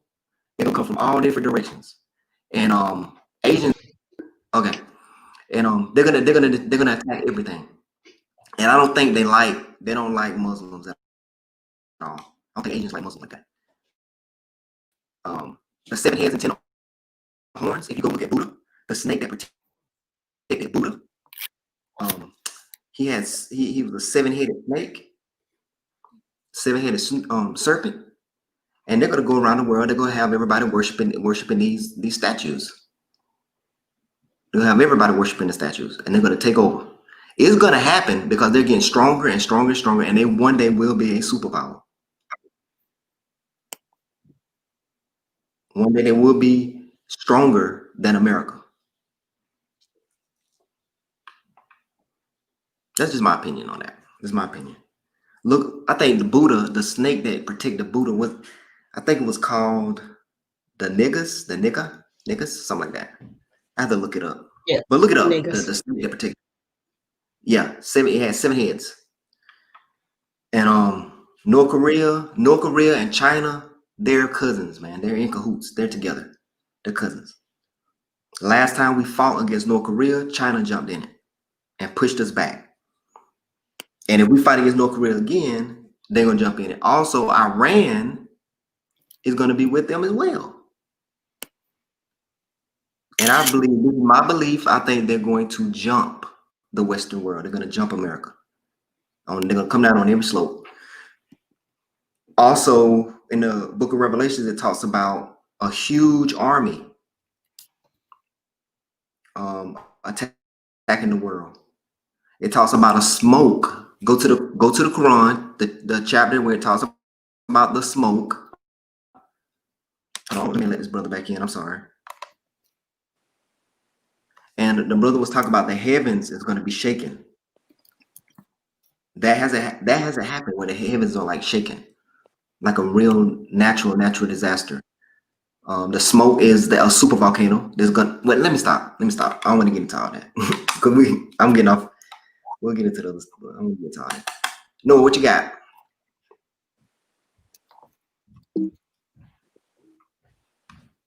Oh, I'm still looking through that verse that Brother Ahi sent. What verse is it? That is Quran. Give me one quick second. What is it about? Because I know it. What is it about? It's about Gog and Magog. Okay, Gog and Magog. I'll find it for you real quick. I'll find it for you real quick.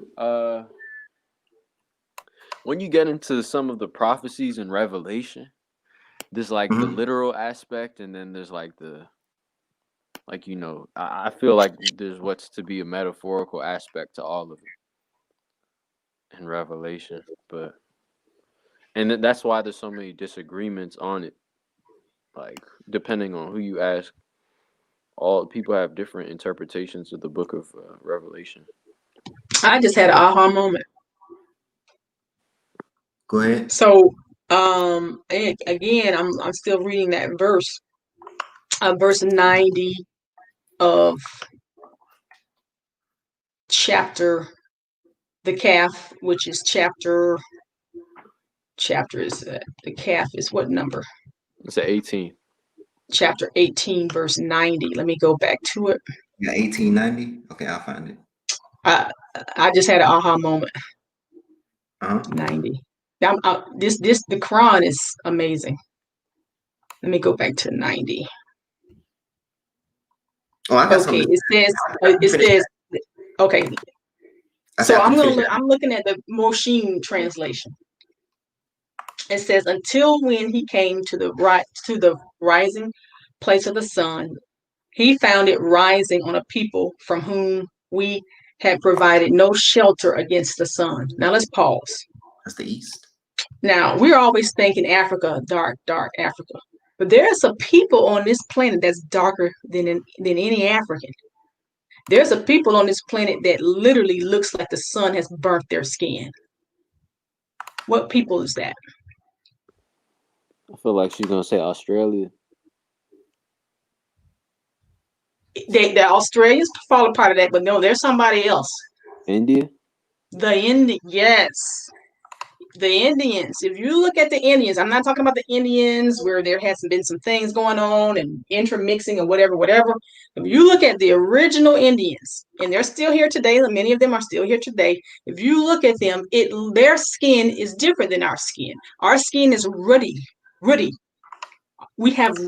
skin is ruddy. We have a brown, like red, like undertone. Even from the darkest of us to the lightest of us, we're ruddy in color. But if you look at the Indians, their skin literally looks like burnt from the sun. Yeah, so if we go back to this ayah, it says, until when he came to the rising place of the sun, he found it rising on a people from whom we had provided no shelter against the sun. Okay, so that already tells me who that is. I know exactly who that is. Okay, but now if you look at, go ahead. No, what you mean no shelter? Well, I mean melanated is a shelter, right? So when you say that their skin is burnt, you mean because they have no shelter? No, when we say much, because what I mean by burnt is literal. I don't mean burnt in the sense of you being sunburned, in a sense of you don't have enough melanin. I know, but you know those people have melanin, right? So yes. How can you describe them to have no shelter while those people have melanin? No, it says, let me go back. It says, until we came to the rising place of the sun, we found it rising on a people from whom had provided no shelter against the sun. My interpretation of that is you had no shelter. You're out there in that sun all the time, and your skin has turned into that color. But I hear what you all are saying. Okay. You're saying that you feel like the shelter is the melanin. Yeah, but all of humanity has melanin. Even the white of even Europeans have melanin. They just don't have as much as us. They have European have like they have EU melanin, and you know when they say no shelter, when they go under the sun, they get burnt. But when Indians are under the sun, they are not burnt. Only there are some people. most now there are some like say Scandinavians who don't they just you can't put them in the sun. But if you put the average European in the sun who has brunette hair, brown eyes, they tan. They do the melanin. They don't have as much melanin as us, but they do get darker. Yeah, but they get burnt because they have, the people, for example, the European who have black hair and brown eyes, etc.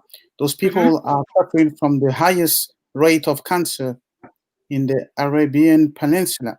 That means they have no shelter because they can't stand the sun. Okay.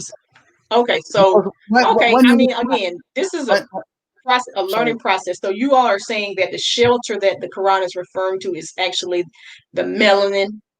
You just have not a physical shelter. You just have to I see. will not say that. I disagree. You just have to see which kind of people are suffering from the highest skin cancer rates. And when you look at those statistics, we find out that the people from the hot places which were not they not belong to are suffering from those skin cancer because they were not meant to stand the sun.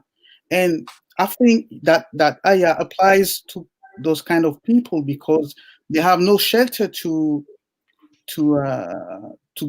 get protection from the sun.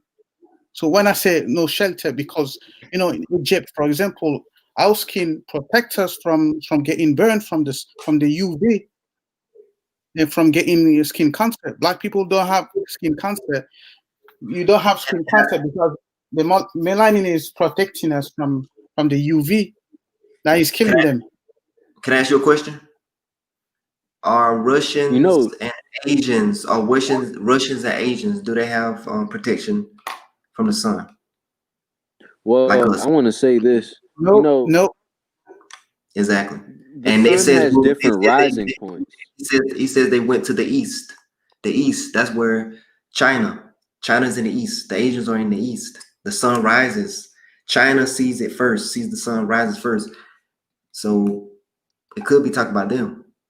I think Russia and Japan's symbols of flag is the rising sun. It's crazy. It is. That's their flag. Well, it used to be their flag until they were forced to change it. And they're white. Asians are white. So we always remember, right? Gog and Magog are descended from the seed of Japheth. Yes. And right. Japheth, the word is Yaphet, which in Hebrew means fair skin. It actually they're fair skin. They are fair skin for sure. Japhet is fair skin for sure. Japhet is fair skin. Yeah. Yeah. Now, yeah. And I wanted to say about I don't know if this would make a difference, but the scripturally, the sun has different rising points. Yes. And when it describes the travels of Dhul-Qarnayn, it's like he went to different rising points.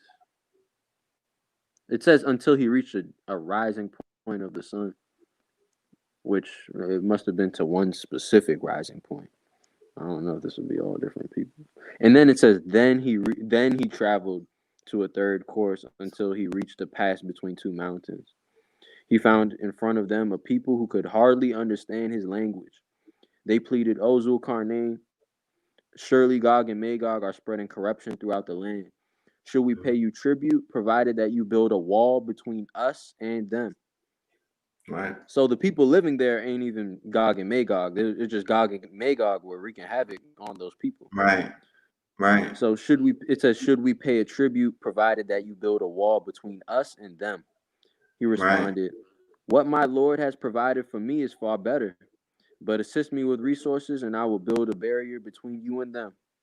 That's right. Bring me blocks of iron." Then when he had filled up the gap between the two mountains, he ordered blow. When the iron became red hot, he said, "Bring me molten copper to pour over it." And so the enemies could neither scale nor tunnel through it.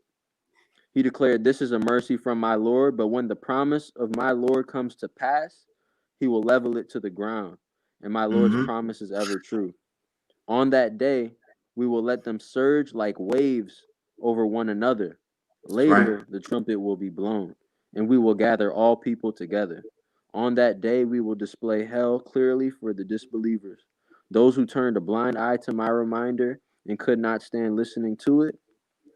So, I'm gonna just stop it there. Yeah. It's like, because when Gog and actually, Magog is let it goes to loose, continue to another ayah. It even says, actually, let me continue it, because it's kind of interesting, the things that are referred in the themes. Because I always pay attention to, like, we'll pull one ayah out and like see what it says. But there is like a scriptural theme going on here. So after that, it says, "Do the disbelievers think they can simply take my servants as lords instead of me? We have surely prepared hell as an accommodation for the disbelievers. Say, O prophet, shall we inform you of who will lose the most deeds? They are those whose efforts are in vain in this worldly life, while they think they are doing good. It is they who reject the signs of their Lord and their meeting with him, rendering their deeds void. So we will not give their deeds any weight on judgment day." And I see, like, maybe that whole story may have to do with, prophesied nature of Gog and Magog and how they will affect everything too, everything being done in vain. And, we live in a vain environment where everything is worshiping the heathens' gods, really, sex, money, drugs. This is never our nature, but they secretly do it. But, that's what they push on us. So I want to hear what you think of anything that I just read. I'm not saying this is the wall, but I know China built the wall. I mean, the Mongols, then they have like the hugest, they had the biggest empire ever. They had a bigger empire than Great Britain, the British Empire. When they were let loose, the Mongols were terrible. Terrible. All right, I don't know. I can look at it. I don't know if China built a wall because of the Mongols, but I think they built that wall because of attacks. But I do believe that Gog and Magog are going to be let loose. They're going to kill so many people. It says, what they said in Revelation, 1/3 of the population is going to be destroyed. When 1/3 of the population is destroyed, the angels have to come and get the souls, and the trumpet will be blown, and those souls will have to be judged. There'll be so many people dying.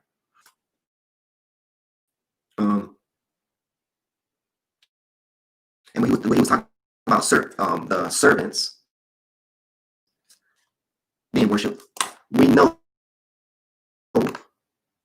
that Jesus is worshipped, and some people can argue Muhammad is worshipped. All right, so they took his servants, his messengers, as lords. They're worshiping Jesus. That's what I see from that. I like that. That's very true. Yeah, that's the nature of them, and I mean that's what they've done. There's a lot of, if you go to Pakistan and India, they've turned a lot of family members of the prophets, or like just memorable people that have been like righteous, into shrines. They've turned their burial places into shrines, and they used to build like mosques over different not messengers, imams and stuff. So it's quite interesting, their nature. And I mean, that's what they're doing. I forgot the term that they use though for the people that they'll like worship at these shrines. And another interesting thing, as you alluded to, like the Mongols, they say how many people have like the same DNA as Genghis. Right. Genghis Khan raped like the whole continent, apparently. Exactly. And they say like, so the Chinese 2/3 of Asia may have like some DNA of it, but they're all Mongols. Yeah, they're all kin to him. They're all Mongols. They're not even Chinese anymore. They're Mongols. Because I don't know for sure, but I've heard of that. Yeah, I heard about that. Yeah. Let's see. I'll shut it down if everybody's finished. Anybody got any more things to say? Next week, like, we gotta do this Gog and Magog thing. I I got to do a lesson on this Gog and Magog. I want to do a lesson on this King, say King of Heaven. Gog and Magog. I'm writing it down. We need that. I want to talk about Canaanites. So we're coming back to this. All right. I think we should. I think we should have the heaven and hell explanation also. Maybe like one of the first things for real, because I know you touched on. Brother. Can I ask you a question? Are you Nation of Islam or affiliated? Hell no. Okay. Yeah, that heaven and hell, that's simple. I know, but people have differing views about that. I mean, I hope nobody, You want to do you want to do the heaven and hell next week? Also, like, I mean, how it comes about. Maybe end times. Just maybe the whole thing will just be end times. I guess because Revelations explains like how everything was going about, and yeah, but we got to take it piece by piece to get an understanding. We got to really take it piece by piece because we'll be like all over the place. Be real long. I like yeah, but it's cool. I already know you got something good. So you said end times. Let me write it down. End times, heaven and hell, Gog and Magog. Then we got Gog and Magog. All right, sounds good, man. We've been on here for 2 hours. I know Malik said something early. I completely forgot. I was about to say, when it comes to Europe and black kings ruling there, they say that the Celts were of Israelite ethnicity and had Israelite customs. The Celts of Ireland and England, they were Celtic kings. Or is it Celts? It's Celts or Celts.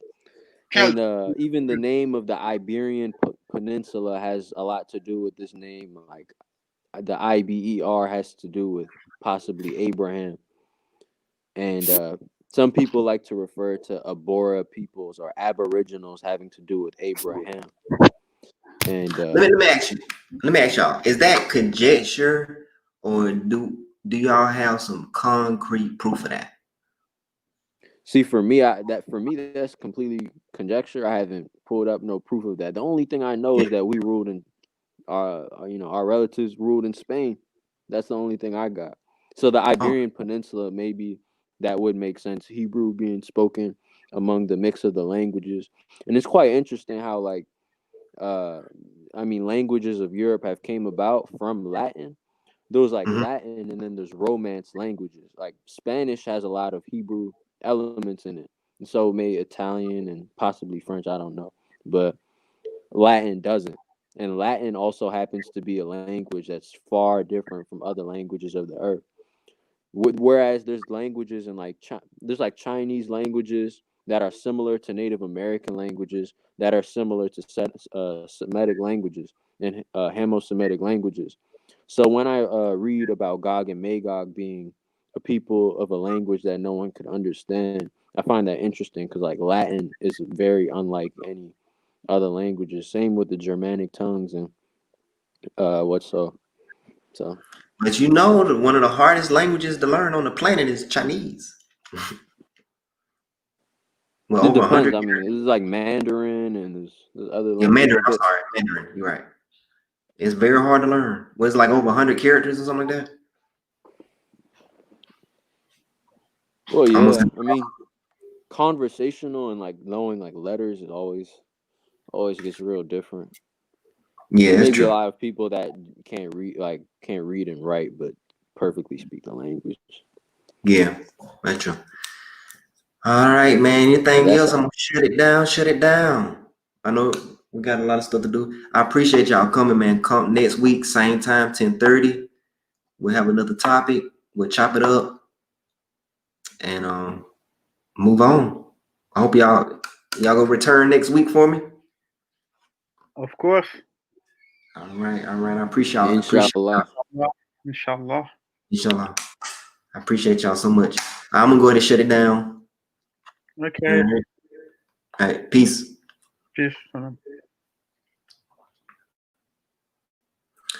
All righty.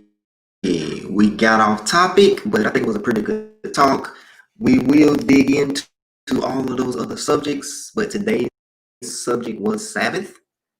I know, but the floor is open.